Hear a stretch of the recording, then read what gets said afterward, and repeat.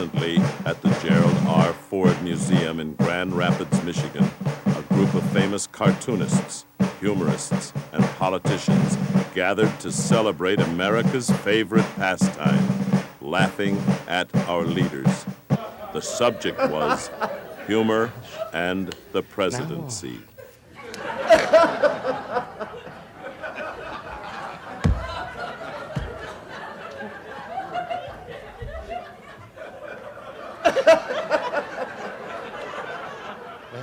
Well, excuse me, I've been having an awful problem with arms control lately.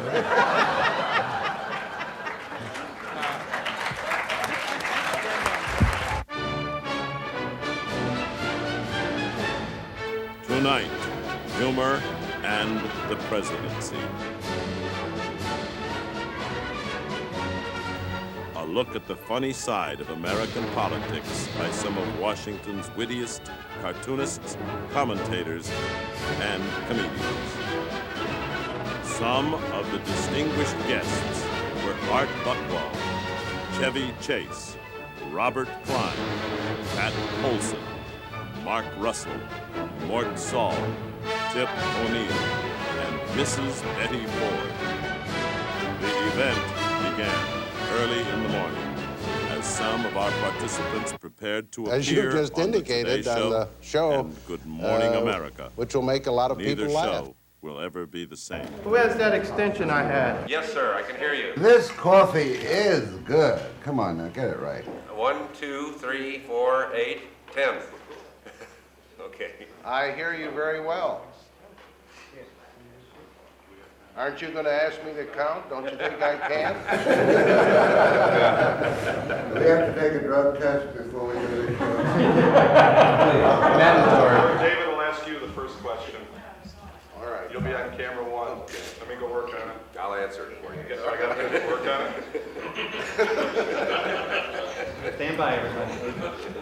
The odd couple of Felix and Oscar pales by comparison in the matchup of our next guest. Gentlemen, good morning. Good morning, Brian. Morning. Former President Ford, how serious is this supposed to be? Not Deadly. at all. Ask Chevy. It's a ball. What are the limits of making fun of a president? I don't know. I think that it's all a question of perspective, and now it's a little retrospect, but I think that it's a question of individual taste. Obviously, I didn't have a heck of a lot of it back then, but... We have it on very good authority, Mr. President, that this conference you're having on humor in Grand Rapids is really a very shrewd telephone. We plan those things, David. That's Nixon calling to thank you. We're starting early. Actually, the office is still bugged. Here's a phone call. Well, that's the one that Brezhnev gave me. Oh, was that it? Still hot. Chevy, we're going to take a look at a piece of tape now. This is Enjoy you. Yeah. This is you with Ron Nessen on Saturday Night Live, and it might have something to do with the gentleman on your left. All right, here we go. Well, now, Ron, I can take a joke just so far.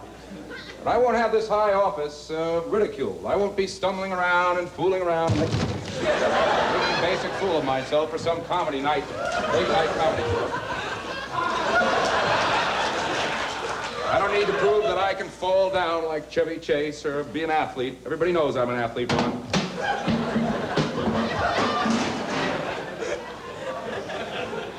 I'll never forget those wonderful days. Boy, those were some...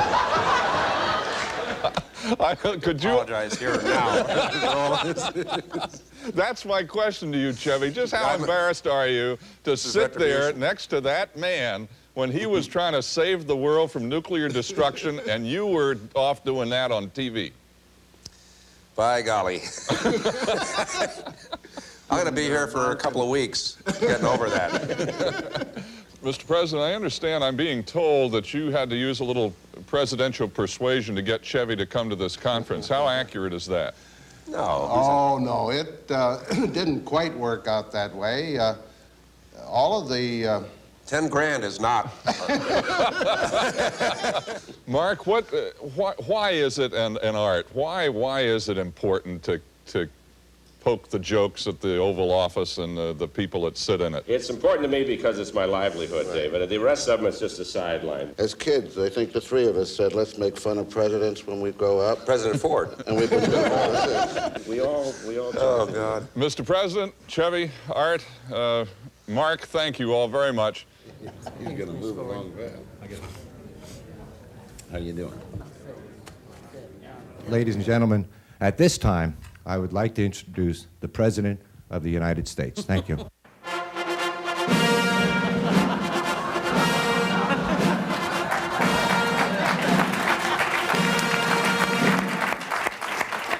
President Ford. Betty, how are you? Susan. God bless you all. It's certainly good to be here, and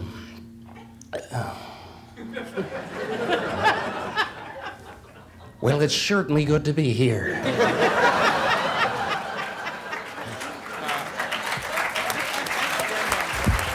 I just spoke with George Church. I gave him a full briefing before.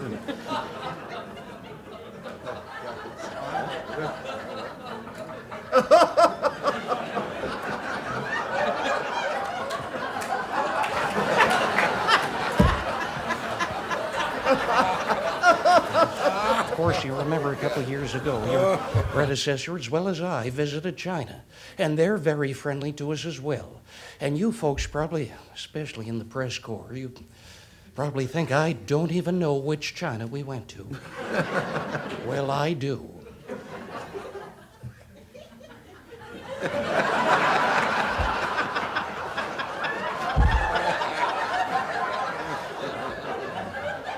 The big one.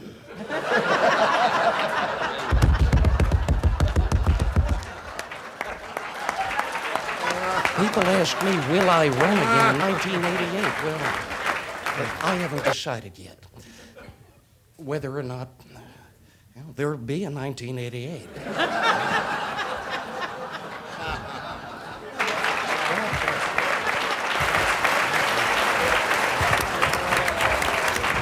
The other day, somebody said that Reagan was taking a working nap.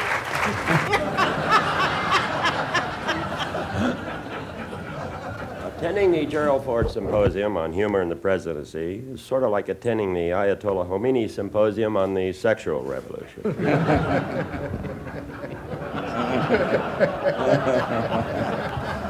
I was thinking about Pat Robertson. We have a problem there now. You have the separation of church and state. And getting into religious is a little difficult. I think it's not a problem, actually. We separated North Dakota and South Dakota, and they prospered.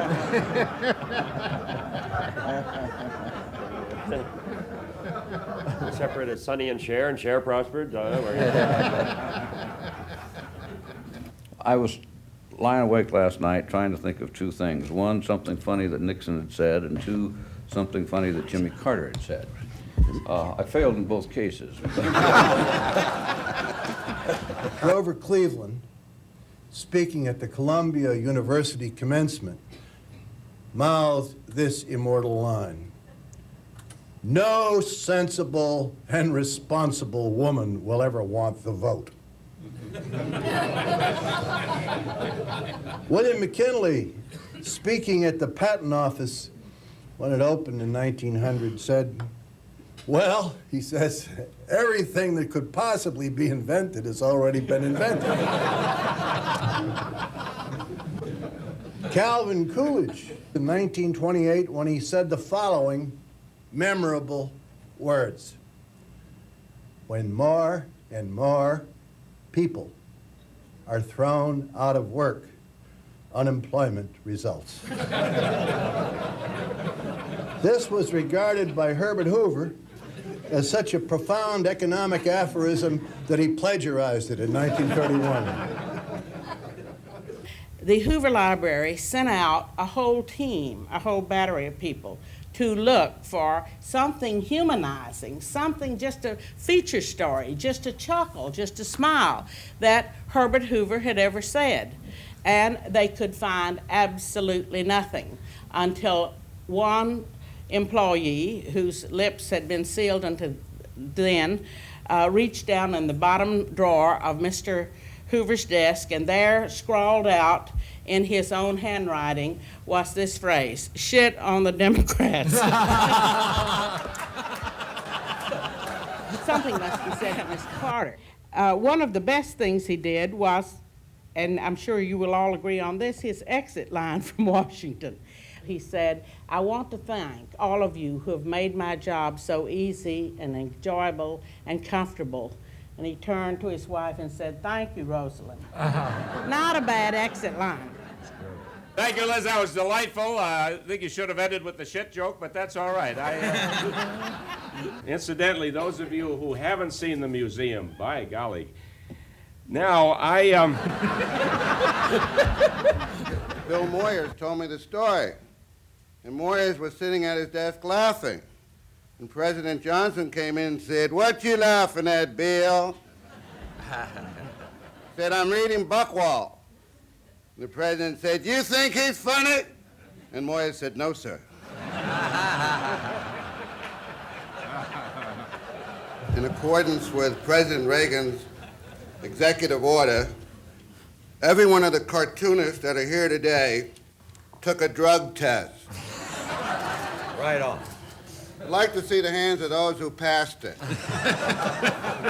When you're a cartoonist and you go into the voting booth, you have your choice usually of two guys, and one of them's good for your country and the other is good for your business.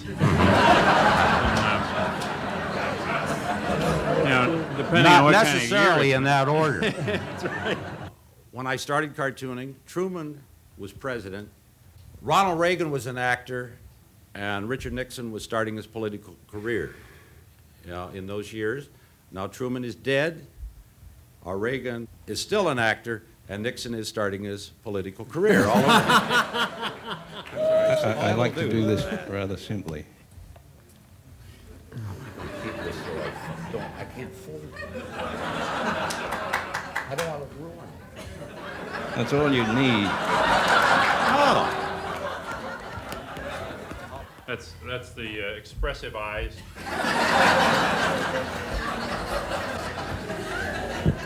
Always identified if you had any difficulty by adding a Band-Aid.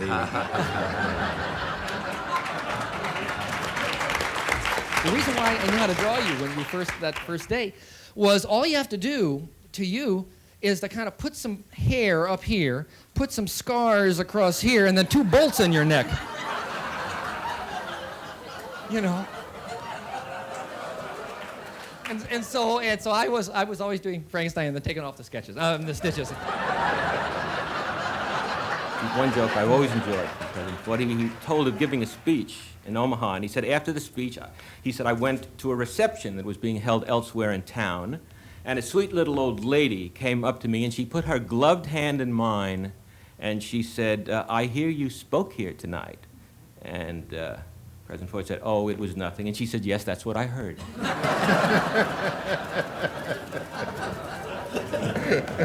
I want it clearly understood that I was with the president in the car when he was racing to the airport, and 5 young kids crashed into the side of the presidential limousine. It's the only time in history that a presidential limousine has been hit by another car. So, I mean, it was an unusual experience. We looked out, and here were all these faces of these kids about 4 feet from us, just to the left side of the car. Well, of course, the Secret Service have a strict policy as to how you handle that kind of a situation, and that is, assume it's a conspiracy, there are other people involved, and get out. The lead car took off. The presidential limousine took off. The lead car stopped, and the presidential limousine bashed into the back of the lead car. The tail car then bashed into the back of the limousine. It was very much like the Marx Brothers.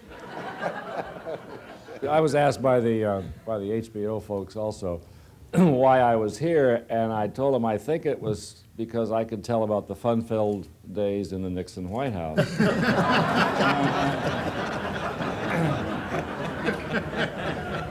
And his wonderful jowls, these fabulous jowls. A lot of people think this is where he hid the tape, you know. And inside there. David Frost tells a story about Richard Nixon when he went out to San Clemente to interview him. And it was an example of how painful it was for Nixon to relax and to just engage in small talk. They finished one morning session of taping, and so they went out on the veranda there and stretched their legs and have a cup of coffee or something. And so Nixon, earnestly trying to be one of the guys, just turned to David and said, well, David, done any fornicating lately?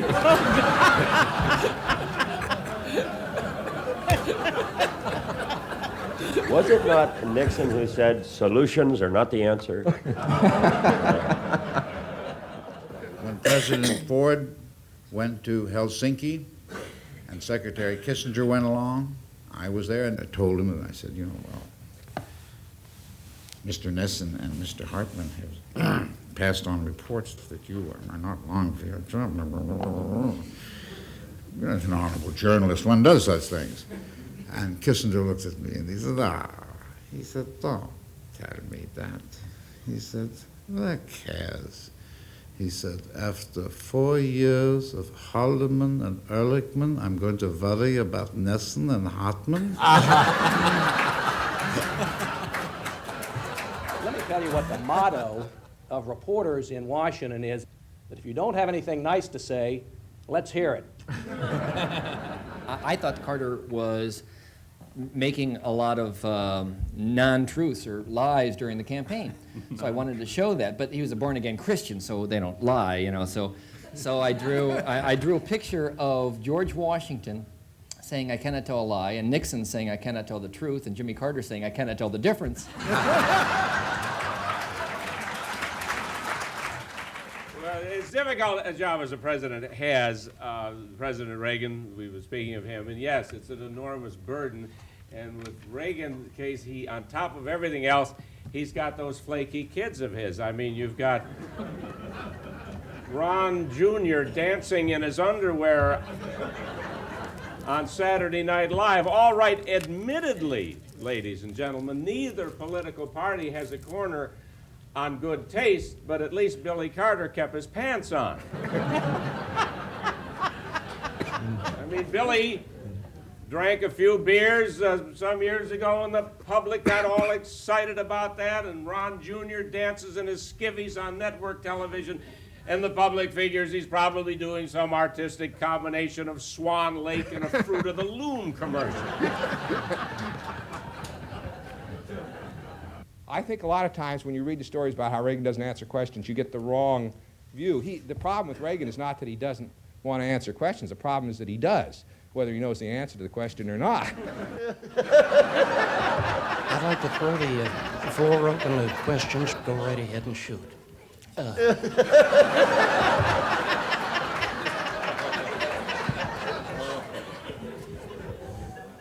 Yes, right up here. For those folks up back who couldn't hear the question, I believe, if I may paraphrase, the question was, am I a good president? The answer is yes.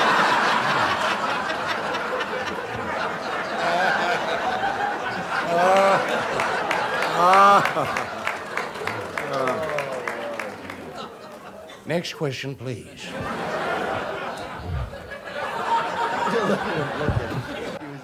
Mr. President. Yes. How can you say you're a born-again Christian with a straight face? Now, there is a good example of where we have failed in our public schools.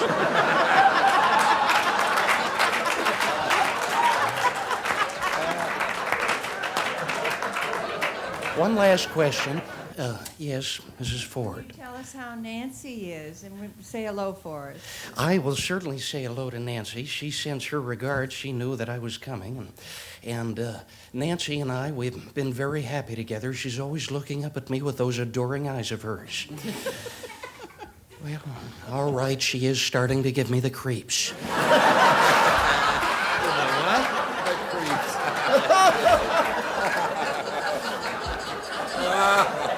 Thank you, and God bless you.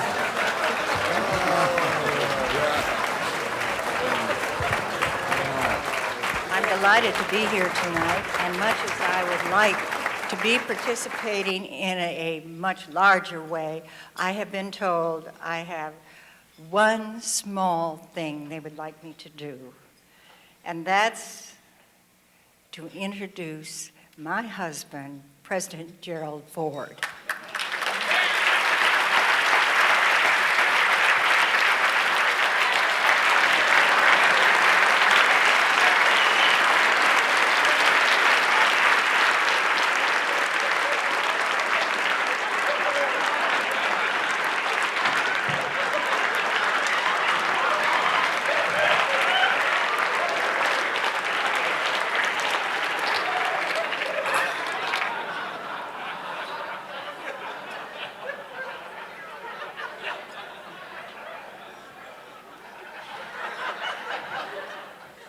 Thank you very much. Well, I'm here. And I'm having a great time. Where the hell am I?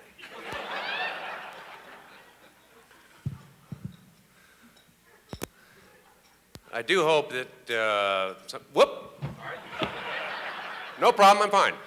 I'm absolutely fine. There was no problem there. I hope that everybody. That's enough.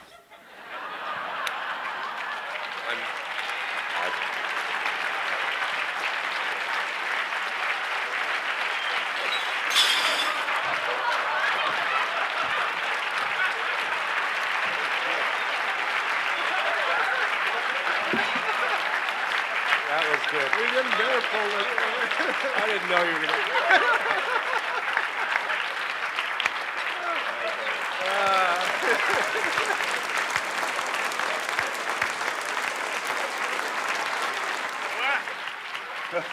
He's one of the few guys that I know that you got a job for. He's been working on you for 10 years. And you've been doing his act on the golf course. Jerry and I have been friends for so many years, and I could say so many great things about him. As a matter of fact, he's one of the great Americans of all time. And It's the right audience to say that. you know,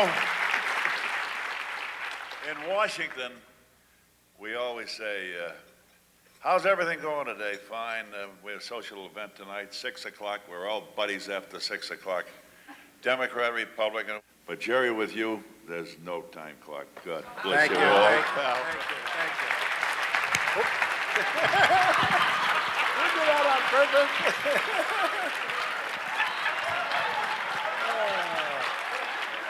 Thank you very much.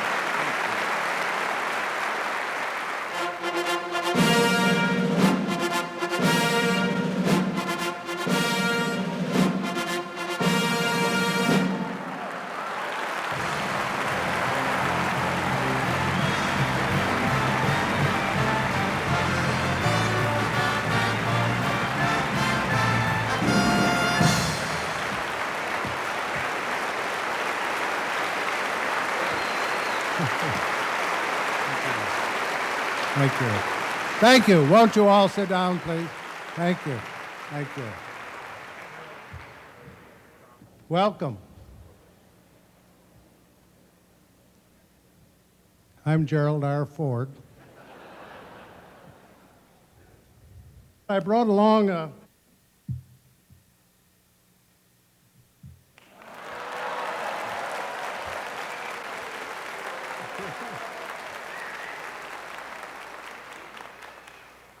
Bob Hope couldn't be here. This is what he wears when we play. Confidentially, I resent him going around the country commercializing on my golfing inadequacies. He makes a lot of money telling how badly I play. The other day we played up in Vail, Colorado, and we came up to the first tee, and somebody was out there and they said, hey, Bob, what's your favorite foursome? Bob said, Jerry Ford, a faith healer, and a paramedic.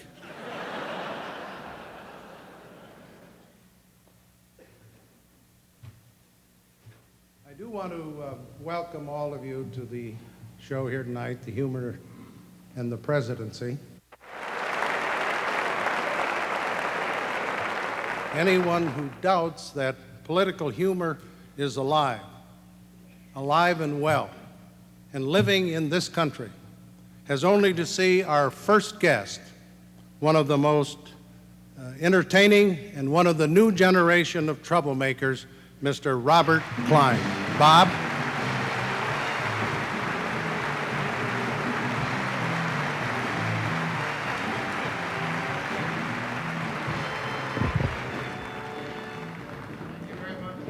President Ford, Mrs. Ford, gosh, if I had the chance to be president, almost if it's worth it. You know, we're a very patriotic people. But we have a tendency to huckster our national heritage sometime. I think of George Washington. George Washington, it turns out, was the first media figure in a way. He was taller than life, and he was very brave. He was an excellent general, and I'm sure that the father of our country would be very proud to know that we celebrate his birthday every year with a mattress sale.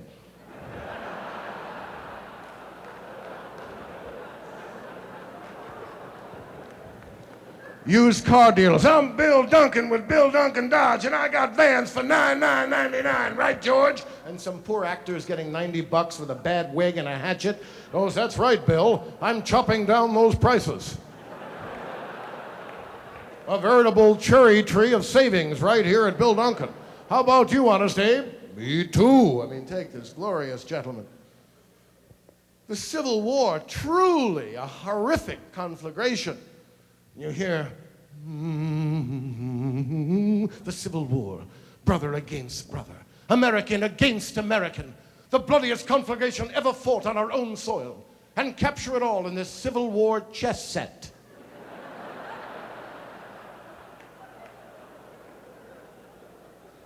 Yes, the Franklin Mint will send you one of these pieces every 4 months at $37.50 a pop. You get the whole set. You play a nice game of chess with your friends in the year 2034.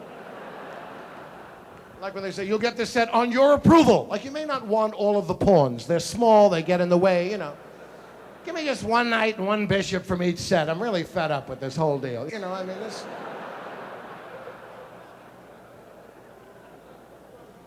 And so we have lots of people for you tonight to make you laugh.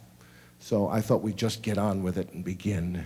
Art Buchwald has the uncanny, what should we say, I guess ability to take bad news and in the most disarming way show us that it is actually much worse than we thought.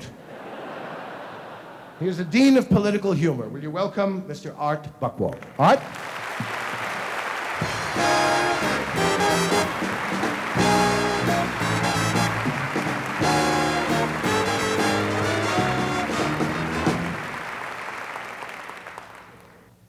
Mr. President, my fellow Americans, I am very happy to be here at the Jerry Ford Humor Conference, which, as you all know, is a contradiction in terms. Now, the question we are trying to answer this week is, are American presidents providing us with enough humor so we can make a living? Or as Mike Deaver put it, ask not what you can do for your country.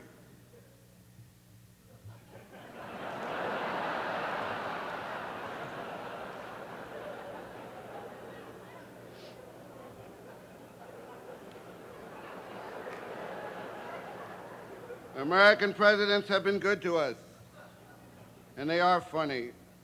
Just when you think there is nothing to write about, Nixon says, "I am not a crook."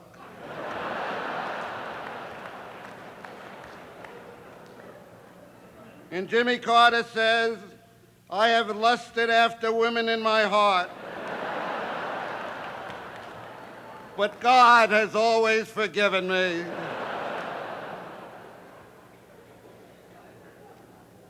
And President Reagan said, "I have just taken a urinalysis test.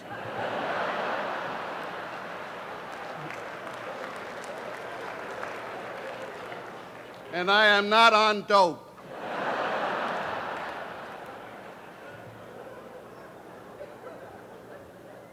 Even you, President Ford, have come to us in our blackest hours, just when everyone was getting bored with your election campaign. You announced, "I'm going to free the Polish people prematurely."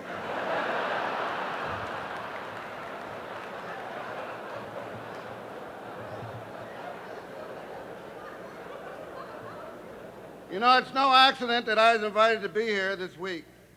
I've never talked about it much, but Gerald Ford and I grew up next door to each other, and we were childhood friends. We played football on the South High School team. At that time, there weren't enough football helmets to go around, so I gave Jerry mine.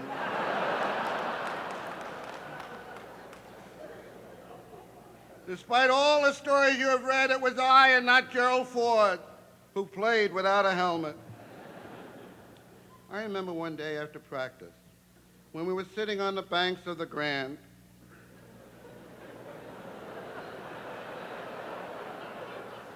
chewing gum. And I said to him, "Jerry, what do you want to do when you grow up?" And Jerry replied, "I know this sounds crazy, but I'd like to be president of the United States." But I protested. That's an elective office.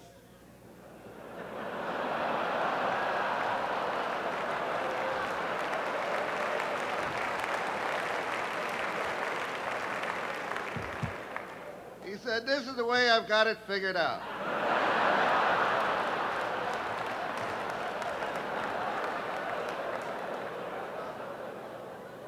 In about 40 years from now, Nixon will be in the White House with Spiro Agnew. Then Agnew will start taking free groceries, and he'll resign. So Nixon will make me vice president because I'm the only one in Washington who doesn't know where Watergate is." "Okay," I said, "that's vice president. You said you want to be president." And Jerry's eyes gleamed. "Here's the best part.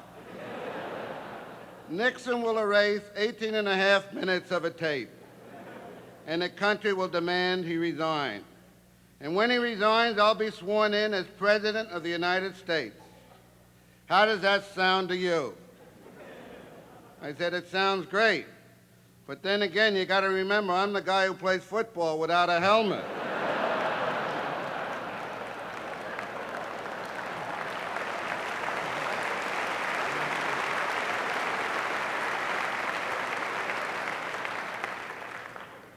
Well, as you remember, President Ford lost to Jimmy Carter.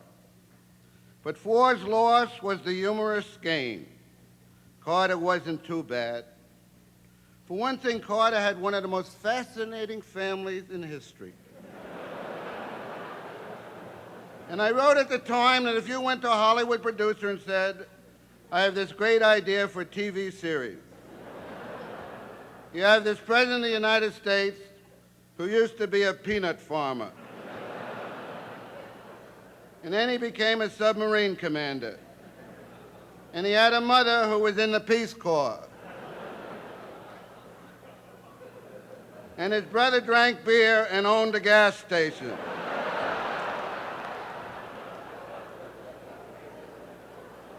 And his daughter lived in a treehouse.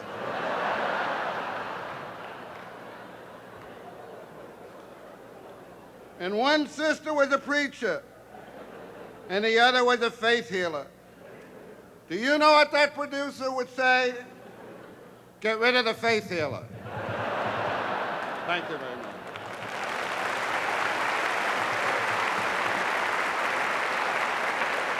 Ladies and gentlemen, Pat Paulsen.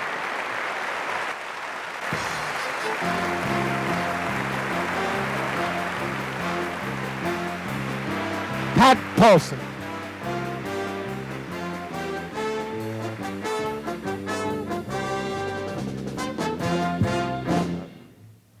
Now, I know you're all saying right now, where has Pat Paulsen been?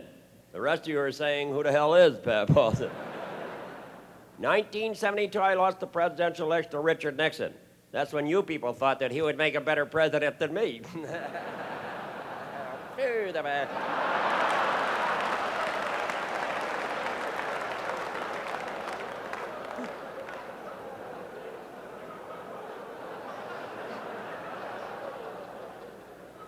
What are Americans talking about today? They say that violence and terrorism are rampant throughout the world. They say that the deficit could lead to worldwide depression.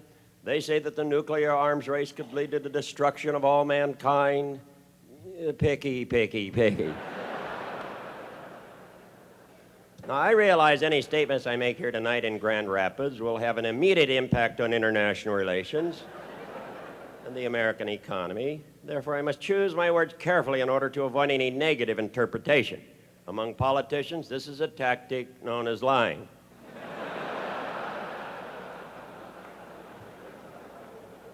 I have prepared a short speech for you here in the Grand Rapids area entitled How to Survive the Next 4 Years, a 2-year plan. Now, where did our troubles start? They started in the 70s with Nixon. Now, I called the former president when he was in the White House. Well, I didn't call him, actually. What I did, I rented a room at the Watergate and spoke into the urinal.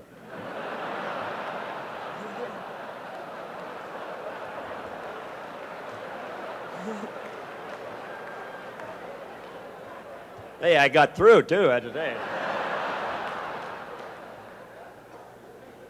Now we have Ronald Reagan in the White House, an actor. Could start a trend. Oh, I like Nancy Reagan. Every day she sends a wire to Jane Wyman that says, na, na, na, na, na, na.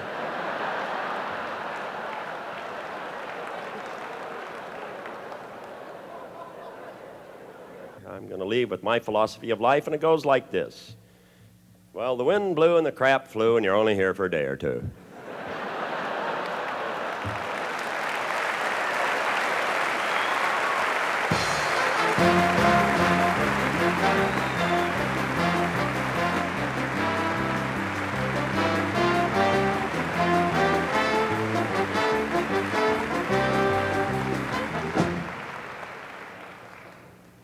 Thank you very much, Pat.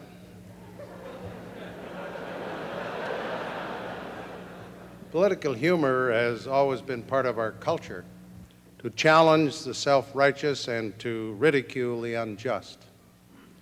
No one has, since Mark Twain at least, been more criticized for doing that job more brilliantly than Mort Saul.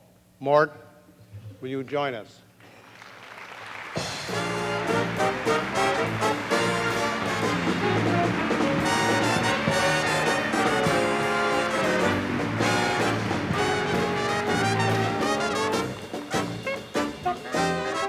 In order to get the full scan of what we've been doing for these 33 years, you have to see the spread of American history through presidents, of course. President Truman proved that anyone can become president. President Eisenhower proved you don't need a president. President Johnson wounded the presidency. President Nixon killed the presidency. President Carter buried the presidency. So it's up to President Reagan to prove that there's life after death. Now, okay, Carter had no sense of humor. You may recall that when Carter stood up at one point, he said, if you're black, this man, and he pointed to President Reagan, he said, we'll appoint 5 people to the Supreme Court who will be insensitive to your needs. And President Reagan, you recall, was terribly offended, and he drew himself up to his full 6'3", and he said, when I was a boy, there were no racial problems in this country, which was a great opportunity for Carter, if he had any humor, to say, when you were a boy, there were nothing but Indians in this country, you know, something like that. But I was at the White House recently, and it's the first time I'd ever been there, ironically enough, under a Republican president. And as I came up to him, he said to me, did you come from Los Angeles for this? And I said, yes, sir. And he said, when did you get the invitation? And I said, on the 30th. And he turned to this officer that carries the nuclear codes in back of him, who happened to be a Coast Guard captain on the rotating basis. And he turned to her and he said, Rosie, when were those mailed out? And she said, on the 1st. And he turned to me and he said, do you think it should take 29 days for a letter of mine to go to Los Angeles? So I didn't answer him right away, you know, because I know a lot of jobs are riding on this. So I remembered the air traffic controllers, and I said, are you going to fire everybody in the post office? And he said, no, I'm not like that. I'm going to keep them all on, but I'm going to mail them their checks.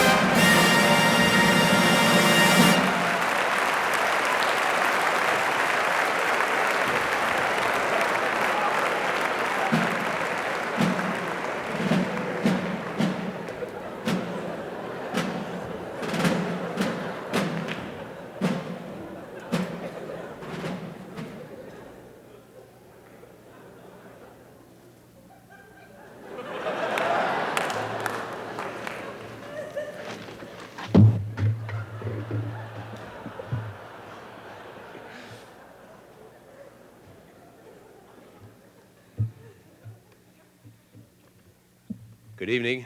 My name is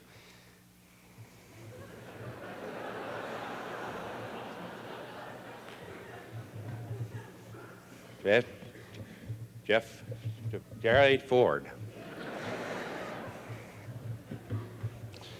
I'm the man about whom President Johnson said he can't walk and chew gum at the same time.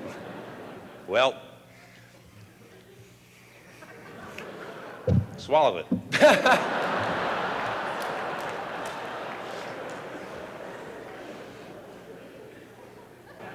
I get so dry. There's the gum.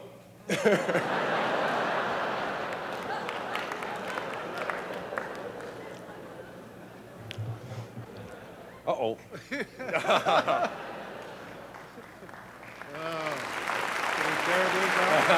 rip it out. I just want to thank you for having me here, and I'm kind of embarrassed, and I hope you pardon me. Okay.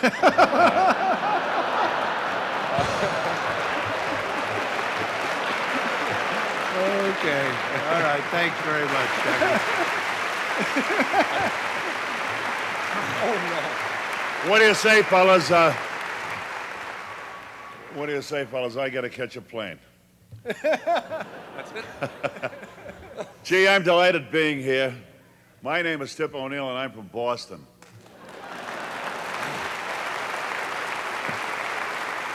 When I first arrived in Washington years ago, there was a little place called the Carol Arms, and there was a young fellow that was a great entertainer. We used to go in there and you could get a beer for 15 cents and listen to him play the piano. Let me present to you one of the greats in the stage of today, the idol of the college students of America, the famous Mark Russell.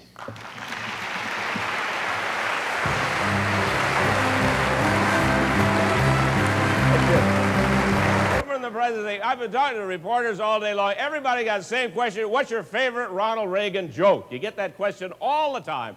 My favorite Ronald Reagan joke is George Bush, obviously. I mean. And of course, the administration, they've got this thing going now. They have discovered all of a sudden that there's some kind of a drug problem in this country. I don't know. Actually, that was last month. This month, it's Hands Across America to Fight Illiteracy. That's the new thing now. Have you hugged an illiterate person today? No, but I did the next best thing. I shook hands with a college athlete. Well,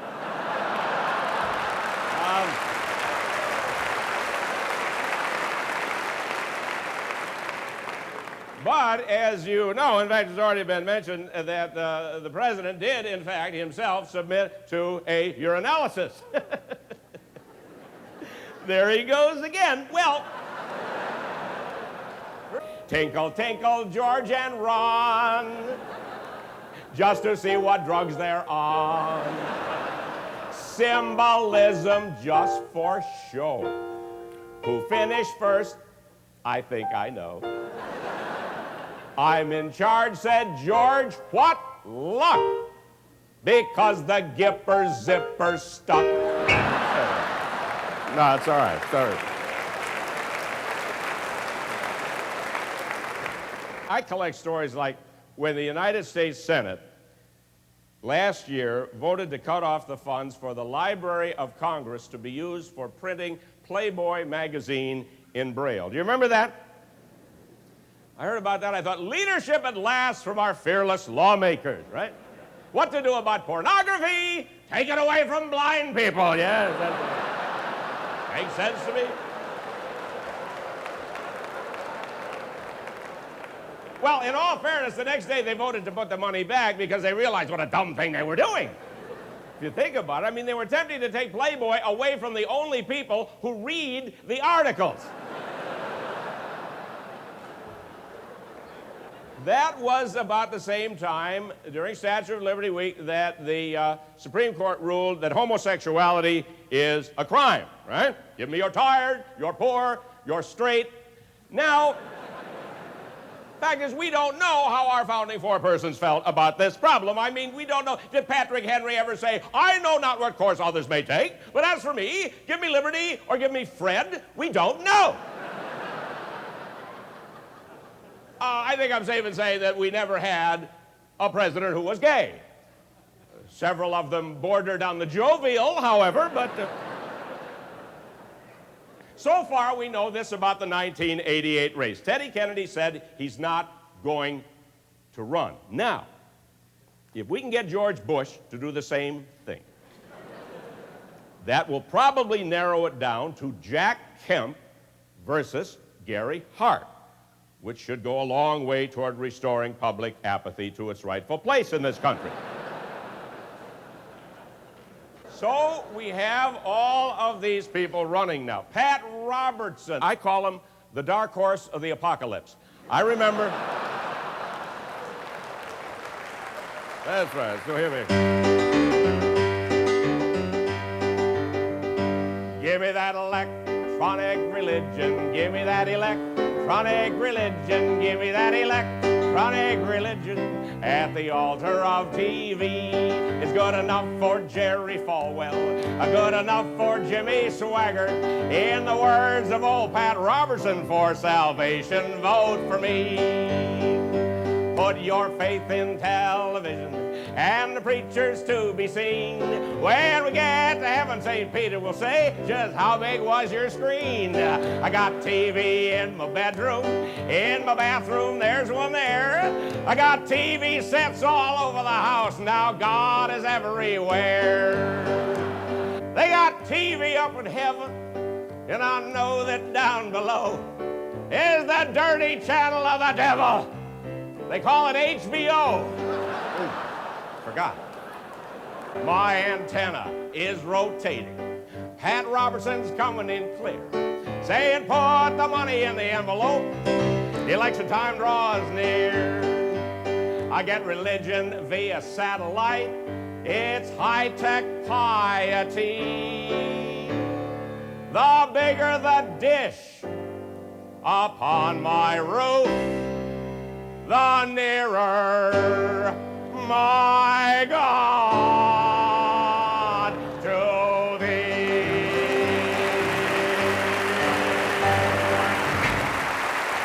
Thank you very much. Thank you.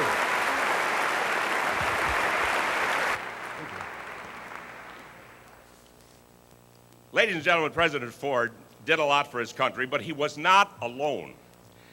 Let's face it, he had his cabinet, the Senate, and the House of Representatives. In spite of all of them, he was still able to do a great deal for his country because he had a secret weapon.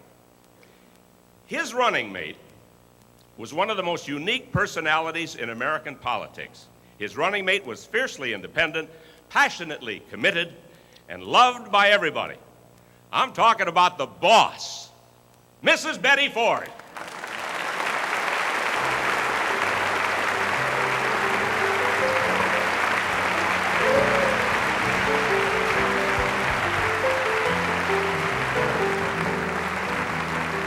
Nice to see you. Mrs. Ford, let me ask you something, if I may, please. And I've been wanting to ask you this all night long. Now, we've had a lot of fun tonight at your husband's expense. And you can tell me this now, we're alone. When Jerry Ford comes home at night, and now this is kind of personal now. I mean, I'm referring to pillow talk. Yes. When he comes home and there's just the two of you, and it's at night, and he walks in and takes off his helmet.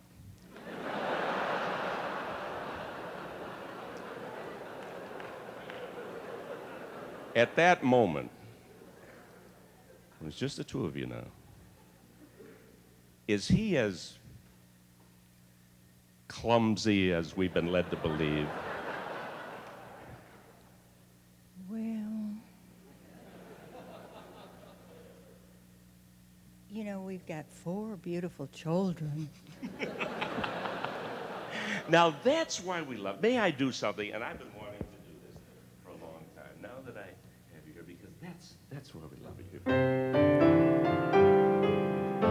Once in love with Betty, always in love with Betty, ever and ever fascinated by her, set your heart on fire, you see.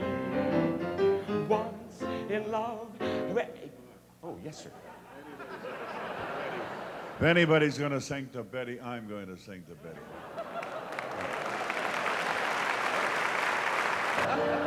Try to stay here. Oh, and Betty's eyes are shining. Sure, it's like a morning spring. Oh, with a lilt of Irish laughter, you can hear the angels sing. Oh, and Betty's eyes are smiling. Sure, it's like a morning spring. But when Irish eyes are smiling,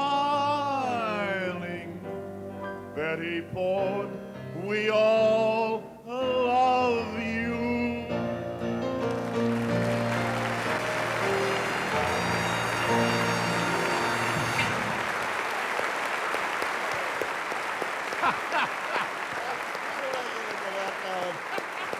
Is it my turn to come out now?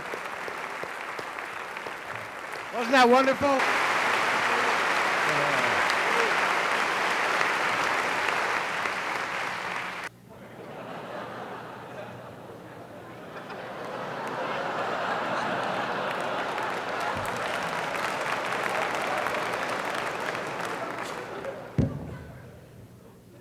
Wasn't it a great show?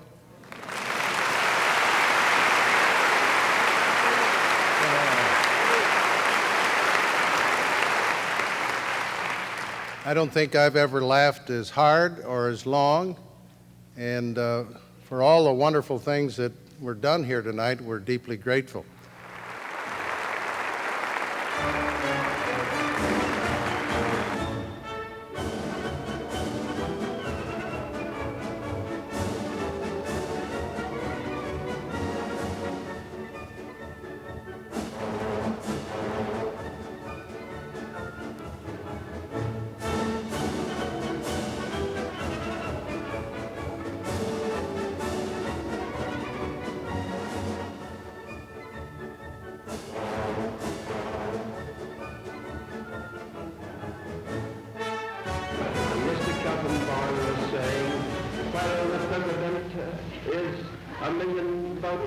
In the popular vote we have yet to hear.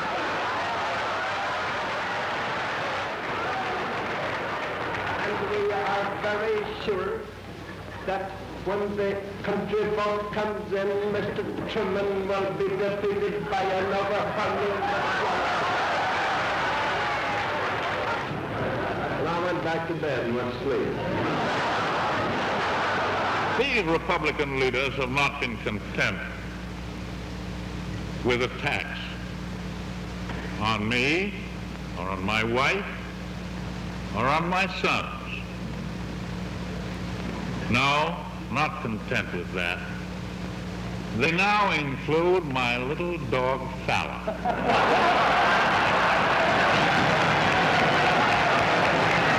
Presidents fishing, they all went fishing. They all have, even though they never fished before. And that was because the American people have respect for privacy only on 2 occasions. One of them is prayer and the other is fishing. And presidents can't pray all the time. I think Mr. Don. Sir, without going into the substance of your letter to Marshal Zukov, could you tell us when it was sent and how and about, whether it was very long or not? You sound to me like you want to turn to be a Sherlock Holmes.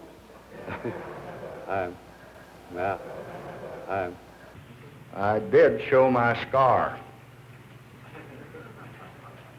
But I think in explanation you ought to know that it was only after a question from Sarah McClendon.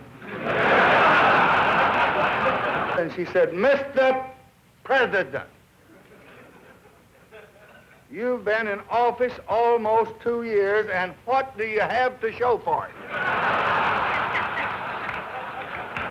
I spoke a year ago today to take the inaugural, and I'd like to paraphrase a couple of statements I made that day by saying that we observe tonight not a celebration of freedom, but a victory of party. For we are sworn to pay off the same party debt our forebears ran up nearly a year and 3 months ago. Our deficit will not be paid off in the next 100 days, nor will it be paid off in the first 1,000 days, nor in the life of this administration, nor perhaps even in our lifetime on this planet, but let us begin. As I made each proposal, I could hear Tip whispering to the George Bush, forget it, no way. Fat chance. Sock it to me?